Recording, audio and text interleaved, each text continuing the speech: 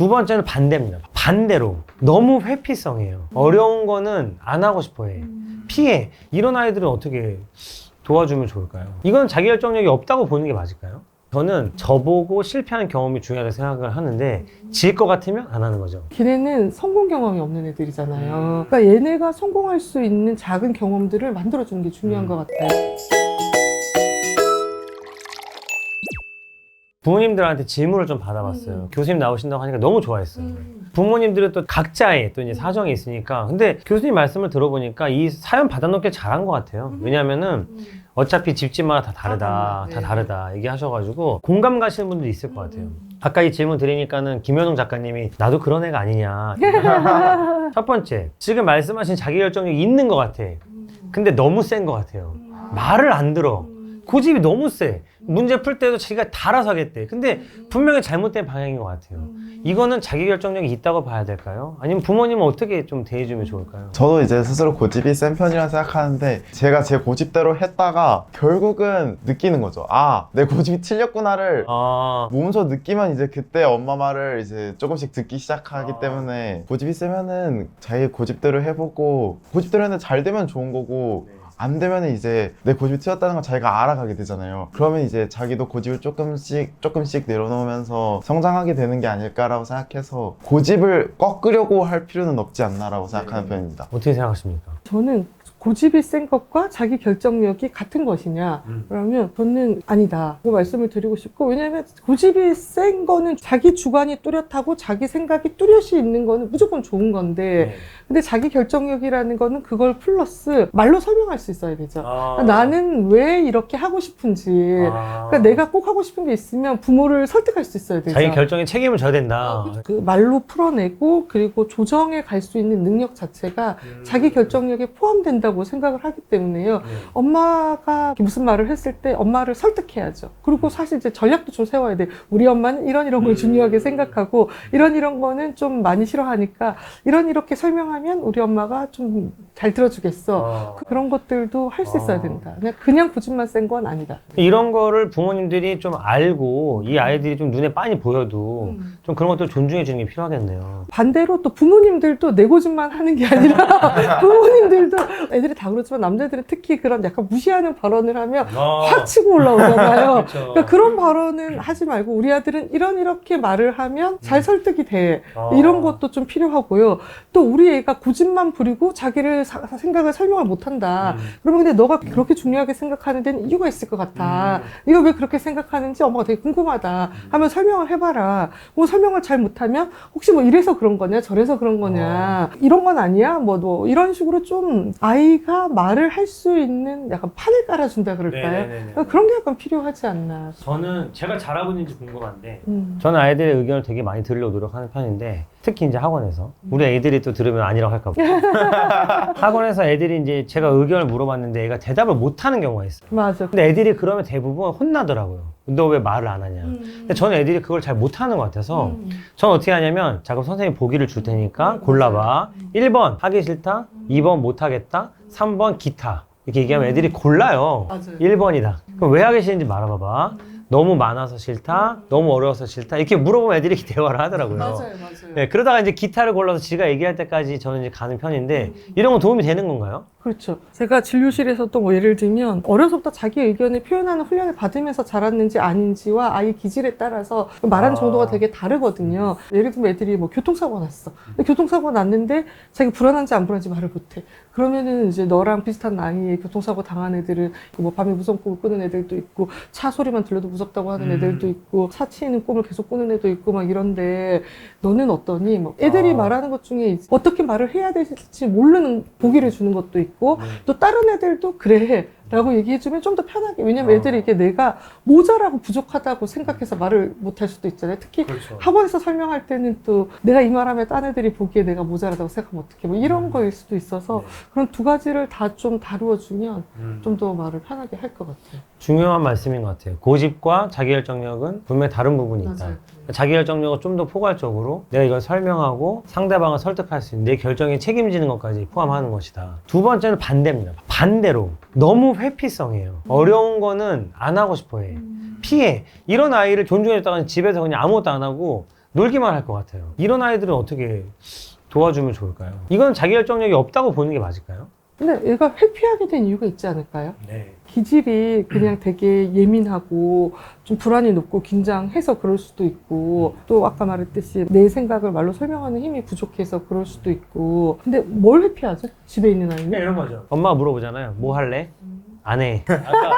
저는 저보고 실패한 경험이 중요하다고 생각을 하는데, 질 것 같으면 안 하는 거죠. 자기가 못할 것 같으면 이제 거기 안 가거나, 아니면은 이제 아이들 중에도 그런 아이들 있어요. 학원에서 만난 아이들이 어려운 문제를 싫어해요. 어려운 문제를 만나면 나는 이거 못할 것 같아. 회피를 하는 거예요. 그러면 잡아 끌어서 그래도 해야 돼 라고 해줘야 되느냐, 아니면 그 상태를 일단 본인이 결정할 때까지 기다려줘야 되느냐. 아니에요.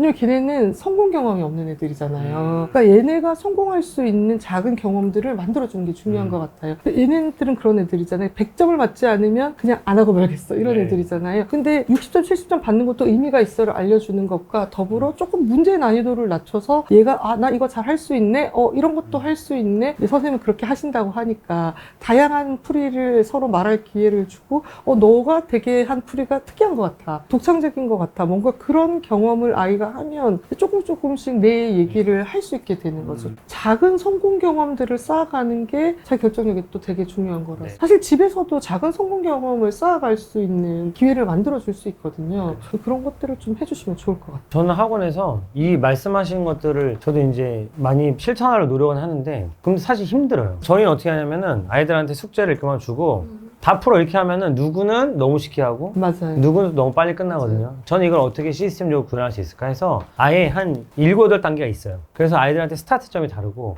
다 풀고 가는 게 아니에요. 한 장 주고 다 풀었어? 다음 장? 네. 한 풀었어? 다음 장? 아이들이 제일 싫어하는 게 뭐냐면 7단계까지 다 안 하면 집에 못 가. 이러면 이제 아예 시작 안 한단 말이에요. 너는 오늘 4단계까지만 하고 간다. 이렇게 하면 아이들이 최선을 다한다는 거예요. 맞아요. 근데 부모님들의 불신이 뭐냐면 우리 아이는 분명 그런 식으로 하면 다음 장 안 풀려고 천천히 풀 것이다. 이렇게 생각을 많이 하시거든요. 근데 애들이 의외로 안 그렇더라고요. 왜냐면 애들이 내가 4단계까지만 하고 집에 가지만 쟤는 7단계를 하는 걸 보잖아요. 네. 근데 그런 게 싫잖아요. 네. 근데 나도 오늘은 4단계까지만 했지만 내일은 5단계까지 할 수 있어. 이런 걸 네. 하고 싶은 게 있기 때문에. 네. 어떻게 생각하세요? 이게 주로 수학 얘기를 하고 있는데 저랑은 조금 케이스가 다른 것 같은 게, 저는 수학이 재밌었어가지고 저 수학 엄청 좋아하거든요. 아, 근데 되게 중요해요. 왜냐면은 어떤 애가 수학을 잘합니까? 물어보면 저는 맨날 하는 얘기가 머리가 좋고 공부 재밌는 애다. 어떻게 이기냐. 근데 우리는 그거를 너무 타고났다고 생각하는 거예요. 어느 정도 아이가 생각하게 만들어주는 것만으로도 수학 천재는 아니지만 충분히 이 수학 머리가 좋아질 수 있고 지금보다는 훨씬 재밌게 만들어줄 수 있다 저는 생각을 하거든요.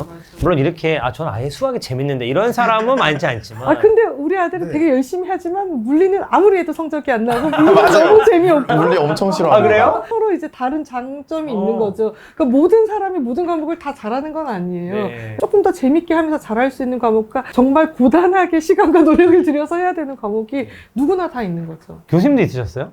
저는 수학을 되게 못하고 그 예과 1학년 때 미적분 끝나고 나서 이제 수학을 한 번도 안 배웠잖아요. 너무 좋았거든요. 의외인데. 네. 우리는 공부는 굉장히 재미없고 힘들다고만 생각하는데 물론 유튜브를 보거나 넷플릭스를 보거나 게임을 하는 것만큼 재밌지 않겠죠. 맞아. 그러나 이왕 하는 김에 좀 이렇게 즐기면서 할 수 있을 정도까지는 충분히 갈 수 있다고 생각하거든요. 근데 이제 그거를 고등학교 때는 그렇게 못하죠. 괴로우니까. 근데 그 전 단계까지는 그렇게 만들어준다고 생각하거든요. 어떻게 생각하세요? 저는 지금은 이제 수학 좋아한다고 얘기를 하고 있지만 사실 맨 처음부터 그러지는 않았던 것 같긴 하거든요. 초등학교 때는 성대경시 이런 데거를 시켰는데 그때는 진짜 수학 공부 별로 안 좋아했고 그랬던 것 같은데, 혼자 수학은 하다 보면은 뭔가 배우는 것 같은 느낌이 있고 내가 느는 것 같은 느낌이 있고, 그쵸. 그런 게 엄청 저는 좋았단 말이에요. 새로운 걸 막 발견해서 와 이런 것도 있네 하면서 막 그쵸. 재밌기도 하고, 그래서 그런 것들을 만들어줘야 된다. 이 수학 그 자체를 좋아하는 사람은 사실 되게 드물어요. 근데 수학을 좋아하는 사람들은 사실 그 문제 해결의 짜릿함? 맞아요. 그거를 좋아하는 거죠. 수학 그 자체를 좋아하는 사람은 드뭅니다. 저도 사실 거기까지는 아니라 이번에 엄마 말을 잘 듣는 것 같아요. 자기 결정력도 있어. 잘 엄마 따라와. 근데 엄마가 오히려 걱정이신 분들도 있더라고요. 우리 아이가 눈치를 보는 거 아니냐. 그러니까 오히려 엄마가 더 고민이신 것 같아요. 근데 사실 저는 그런 생각을 하는데 부모가 내가 지금 잘하고 있어? 애가 내 눈치를 보나? 이런 생각을 하면 이미 잘하고 있는 거예요. 왜냐면 이상한 부모들은 내가 잘하고 있는지 생각하지 않아요. 그래서 일단 고민하고 있는 건 잘하고 있는 거고요. 근데 제가 생각하기에 기준은 우리 아이가 나한테 이 말 저 말을 잘하면 되게 잘하고 계시는 거예요. 근데 뭐 이 말 저 말 안 하고 그냥 시키는 대로 막 이렇게 하는 것과 뭐 이건 이렇고 저거는 저렇고 뭐 이런 말을 잘 하면 일단 걱정하실 게 하나도 없으신 것 같아요. 그러니까 대화를 하면서 엄마 말을 따르는 거랑 그냥 시키면 그냥 뭐 이렇게 아무 반응 없이 하는 거랑 완전 다르다. 그렇죠. 저희가 이런 분도 있었어요. 제가 전화를 드렸더니 이제 아이가 너무 힘들어 해가지고 저희가 그렇게 하면은 이게 숙제가 좀 낮춰주거나 숙제 못해도 괜찮아. 괜찮아. 너만 못하는 거 아니야. 이렇게 하는데 나만 못하는 것 같다고 막 되게 불안해요. 자기가. 그런데 이제 부모님한테 전화를 받으니까 부모님은 오히려 그걸 냅두면 어떡하냐. 학원에서 더 쪼여줘야지. 지금 일부러 그러는 거다. 하기 싫어서 이렇게 얘기하시는 경우도 있더라고요. 이게 말씀하신 것대로 부모님이 이 피드백을 하시는 것 자체가 걱정하실 필요 없다 이렇게 말씀드려도 되겠네요. 그렇죠. 근데 제가 이거를 듣다 보니까 교수님 가끔 이 얘기를 남편 얘기랑 이렇게 연관이 잘 되시더라고요. 지금 하신 얘기들이 사실 남편 입장에서 들으면은 우리 아이 생각하는 게 아니라 와이프와 나의 관계를 생각하게 되는 것 같아요. 어른들도 바뀔 수 있는지가 궁금해요. 이런 경우들이 어른들한테도 좀 좋아질 수 있느냐 아니면 대학생 되고 이러면 이미 좀 자기결정력은 좋아지기는 솔직히 힘들다고 보시느냐 그게 좀 의견이 궁금합니다. 요즘엔 청소년기가 많이 연장이 되어서 전 세계적으로 다 이머징 어덜트후드라는 표현을 쓰는데요. 어덜트후드까지 이르지 못한 그런 시기라서 그 시기에 계속 스스로 노력을 하면 점점 더 자기 결정력을 가질 수 있다고 생각을 하고요. 실제로 아이들을 보다 보면 엄마가 막 엄청 간섭하는데 내가 제가 알아서 할 거예요 하고서 뭐 이렇게 스스로 잘하는 애들도 있잖아요. 네. 근데 대학생들 중에서 이제 나 대학 왔으니까 내가 할 거야 이렇게 하면서 딱 그런 길을 또 찾아가는 애들도 있거든요. 대학생들은 충분히 그런 길로 가고 있는 중이라고 생각을 하고 어른들이 바뀌려면 본인의 마음이 중요한 거죠. 제가 옛날에 중국어를 처음 배울 때 그런 말을 들은 적이 있는데 유치원생한테 중국어를 가르치면 더 빨리 배울 거라 생각하잖아요. 네네네. 아니에요. 어른들이 훨씬 빨리 배워요. 왜냐면 우리는 영어를 배웠던 구조가 있잖아요. 그리고 우리가 훨씬 빨리 배워요. 근데 안 배우는 거죠, 그냥. 그러니까 어른들은 자기가 생각하고 마음 먹고 배우면 더 빨리 바뀔 수도 있어요. 의지에 따라서는. 근데 청소년들이나 대학생들은 계속 난 어떤 인생을 살아야지 되지, 난 앞으로 어떻게 이런 고민을 계속 하니까 더 많이 바뀌는 거고 어른들은 좀 덜 그러는 거지 마음 먹으면 바꿀 수 있습니다. 저도 중국어를 배우다 말았는데 갑자기 중국어를 얘기하셔가지고 근데 말씀하신 건 맞는 것 같아요. 단기적으로 성과를 내기에는 어른들이 훨씬 더 잘하는 것 같고 네이티브까지 올라가게 발음이 안 되죠. 발음이. 이거는 꼭 애들만의 얘기는 아닌 것 같아요. 맞아. 근데 요즘에 심각한데 이제 사실 어른들도 마찬가지. 이 무기력에 대해서도 좀 얘기를 많이 하셨는데 이 무기력해서 아무런 결정을 못하는 아이들도 있단 말이에요. 이런 아이들도 많이 만나실 것 같아요. 이거는 어떻게 좀 접근을 해주면 좋을까요? 무기력해서 결정을 못하는 애들도 있고요. 결정권이 나에게 없기 때문에 무기력해지는 애들도 많다고 생각이 들거든요. 대치동에 있는 길이 있잖아요. 따라가다 보면 애들이 어느 순간 방향을 잃어. 이거 진짜 내가 하고 싶은 거야? 저 그런 애들을 많이 봤거든요. 뭐 다 아시잖아요. 무슨 몇 세 90부터 시작해서 무슨 수학 다니고 뭐 그다음에 무슨 시험 보고 어디 고등학교 들어가고 쫙 이렇게 가다가 고등학교 딱 들어갔는데 첫 번째 시험 보고 탁 놓는 거예요. 근데 이거 왜 하고 있지? 뭐 이런 애들도 있었고 또 엄마들이 쫙 이렇게 가다가 입시 제도가 바뀌니까 외고 준비를 해서 쭉 왔는데 외고 가는 것보다 요즘에 일반고 가는 게 더 입시 유리하대. 그리고 일반고 딱 보내는 거. 그럼 나는 그동안 외고 준비만 해서 달렸는데 엄마가 나한테 물어보지도 않고 갑자기 일반고를 보냈어? 난 그럼 그동안 뭘 보고 살았지? 이러면서 갑자기 딱 공부를 놓는 애들이 있어요. 방향을 잃어버리는 거죠. 그동안은 엄마가 보여주는 길이 다 나의 방향이라고 생각했는데 스스로 고민을 계속 안 한 거죠. 그래서 그게 무기력하거나 왜냐면 요즘에 청소년 우울증도 많으니까 우울해서 결정을 못하는 사람도 있지만 내가 결정할 기회를 가져보지 못하거나 내 의견을 냈을 때 묵살당했기 때문에 그래서 무기력해졌을 수도 있다는 것을 고민해 보시면 좋을 것 같아요. 그렇네요. 그 원인과 결과를 반대로 생각해 보는 것도 필요할 수 있겠네요. 여러 가지 얘기 나누면서 우리가 진짜 원인하고 결과를 좀 반대로 생각하는 경우가 있구나 좀 생각이 많이 들게 되더라고요. 이 영상 보시고 또 궁금하신 거 있으신 분들은 댓글에 남겨주시면은 교수님한테 여쭤봐서라도 또 교수님 직접 달아주실 수도 있고요. 한번 그렇게 진행해 보겠습니다. 많은 댓글 부탁드리겠습니다.